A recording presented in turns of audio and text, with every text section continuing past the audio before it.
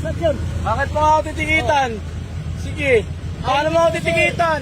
Highway Eh, to. magkakarga ako, customer ako, sir. Oh. Nakita mo bang? Siyempre, kung saan yung mura, doon ka magkakarga ngayon, sa panahon ngayon. Ibig sabihin, exempted ka sa highway. Hindi nga, papasok nga ako eh. Ang hina ko. Sino mahina? Highway nga to. Sir, Hindi pa alam mo kailangan. highway, pero papasok po akong gasolinahan, magkakarga ako. Oh, makapasok ka ba? Ayan o, maluwag o. Ipasok mo. Maluwag o, papasok Pasok ko. mo. Pag di mo na ipasok yan, Titikitan mo ako. titikitan ka ba? Customer ako, titikitan mo ako. Ano ba ako? Customer ako ah. Customer ka, nakabala ka sa kalsada. Hindi nga ako nakabalat eh. Naman, napasukan na nga ako ng iba eh. Video ka pang lalaki. Natural. Karapatan ko to. Karapatan ko mag-video.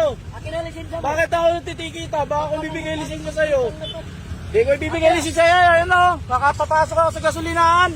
Pinagbabawalan mo. Wala kang konsiderasyon na.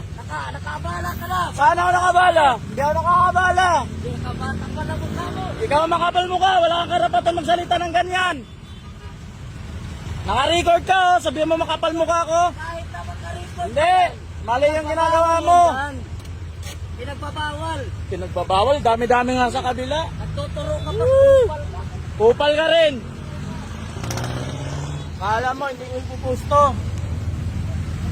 Saan mura? Saan ka pinagbabawalan?